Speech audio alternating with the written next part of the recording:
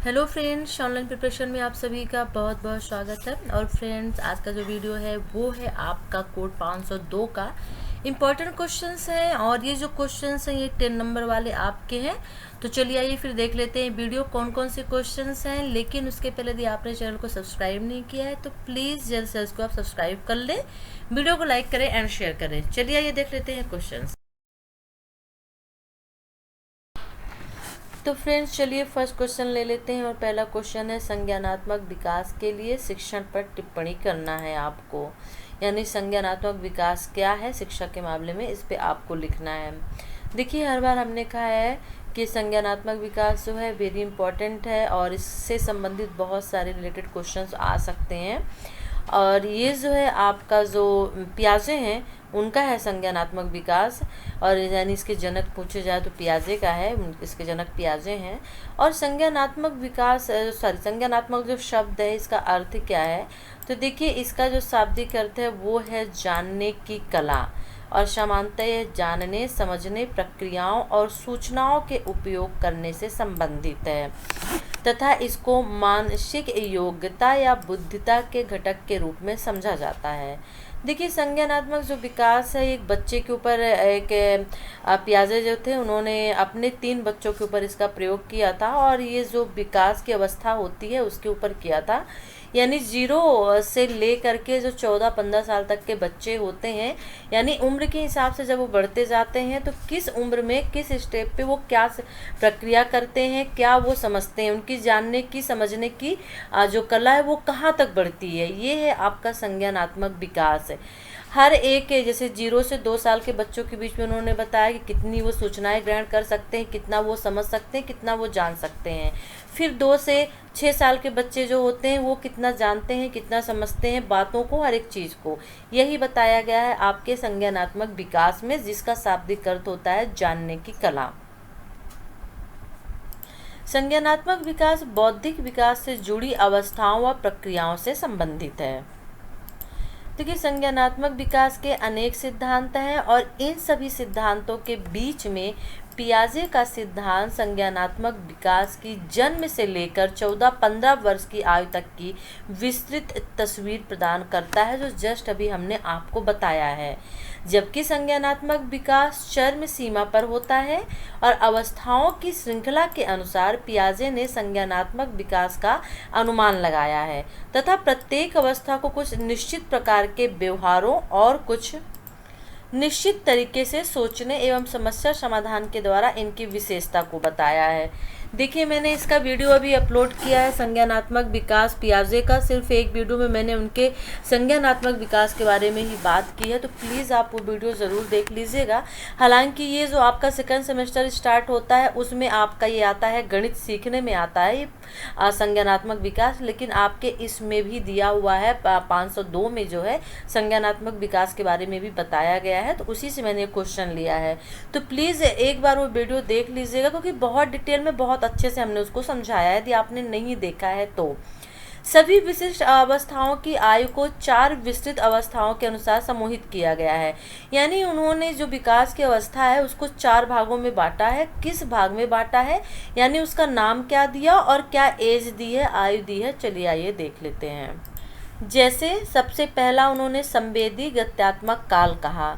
अब ये किस एज के लिए था, 0 से 2, यानी 0 से 2 वर्ष की आयु तक के जो बच्चे होते हैं उनके लिए संवेदी गत्यात्मक काल नाम दिया। फिर दूसरा देख लेते हैं, 2 से 7 वर्ष के जो आयु के बच्चे होते हैं उनके लिए पूर्ण सक्रिया काल का नाम दिया। तीसरा है स्थूल सक्रिया काल, ये 7 से जो 11 या 12 वर्ष की आयु के बच्चे होते हैं उनके लिए दिया गया। और जो चौथा है औपचारिक सक्रिया काल, वो है 11 से 12 और 14 से 15। इसमें 2 इन्होंने इसके पार्ट कर दिए पार्टीशन। एक कर दिया है 11 से 12 साल के जो बच्चे होते हैं और दूसरा कर दिया 14 से 15 वर्ष की आयु के बच्चों को औपचारिक सक्रिया काल के अंतर्गत रखा है। तो देखिए, संज्ञानात्मक विकास की 4 अवस्थाएं हैं। जनरली आपके एग्जाम में अवस्थाएं ही पूछा जाता है कि संज्ञानात्मक विकास विकास की 4 अवस्थाएं कौन कौन सी हैं लिखिए। यदि ये क्वेश्चन आता है तो आप तब भी कंफ्यूज मत हो जाइएगा, या शिक्षण में उसकी क्या आवश्यकता है ये पूछता है तब भी उसका आंसर वही होगा। और आपको ये 4 अवस्थाएं संवेदी गत्यात्मक काल, पूर्ण सक्रिया काल, स्थूल सक्रिया काल और औपचारिक सक्रिया काल लिखना होगा। लेकिन इसमें आपको एज भी लिखनी होगी, 0 से 2, 2 से 7, 7 से 11 और 11 से 12 और फिर 14 से 15। प्रत्येक अवस्था पर बच्चे के व्यवहार की विशेषताओं का वर्णन आपके विद्यार्थियों के संज्ञानात्मक स्तर को समझने के लिए एक शिक्षक के रूप में आपकी सहायता के हिसाब से महत्वपूर्ण हो सकता है। आप प्राइमरी लेवल के टीचर हैं और जनरली आप 1 से 5th क्लास को यदि पढ़ा रहे हैं और इस उम्र में 1 से 5th क्लास के जो बच्चे होते हैं वो आपके हो जाते हैं 6 या 7 ईयर से 12 ईयर तक के बच्चे होते हैं।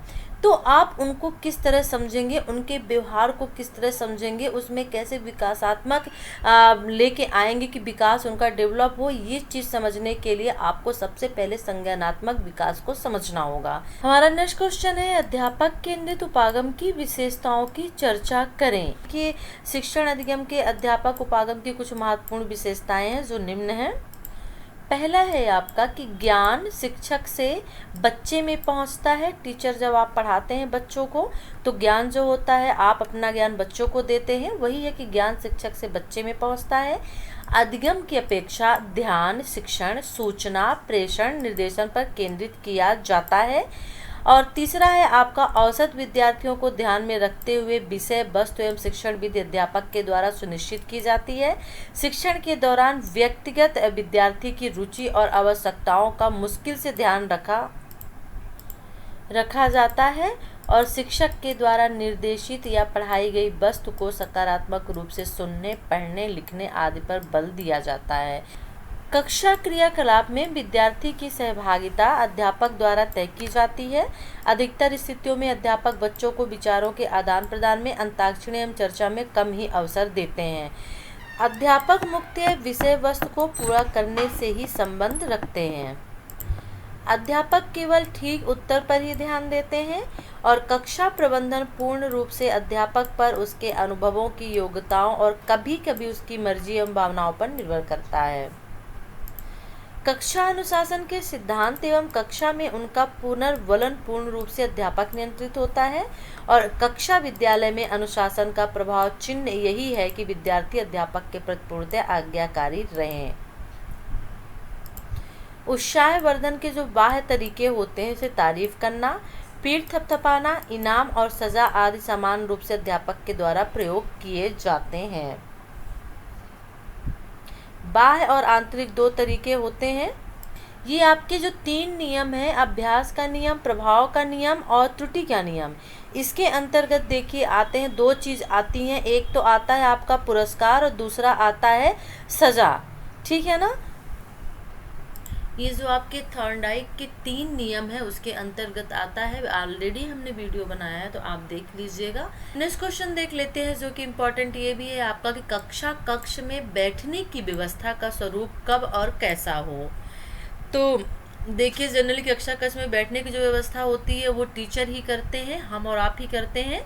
तो साधारणतः एक कक्षा शिक्षण में आप विद्यार्थियों के बैठने हेतु तो विभिन्न प्रकार के बैठने की व्यवस्था करते हैं ताकि उनके लिए समूह कार्य का सहजीकरण हो सके। साथ ही स्व अध्ययन तथा अन्य अधिगम क्रियाओं के लिए भी सुविधा हो सके।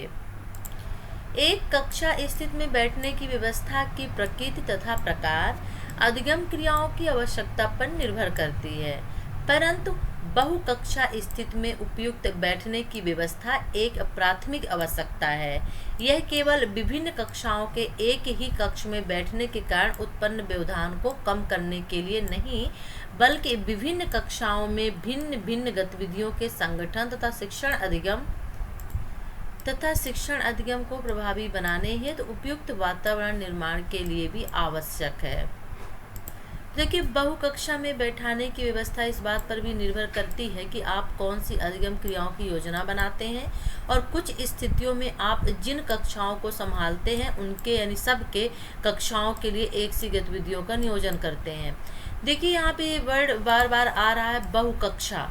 बहुकक्षा का मतलब होता है यानी कि एक कक्षा में बहुत सारी कक्षाओं को बिठाना ही बहुकक्षा स्थित होती है, जहाँ पे एक टीचर सिंगल टीचर होता है और बहुत सारी कक्षाओं को साथ में बिठा के पढ़ाते हैं। ठीक है, आई थिंक इतना क्लियर हो गया। चलिए आगे देख लेते हैं। और वहाँ पे पढ़ा पाना थोड़ा मुश्किल हो जाता है, क्योंकि अलग अलग क्लास के बच्चे होते हैं, सबको पढ़ाने का मेथड जो होता है वो अलग होता है। लेकिन एक टीचर होने की वजह से उनको ऐसे मेथड चूज करने होते हैं ताकि सभी बच्चों के लिए समान हो।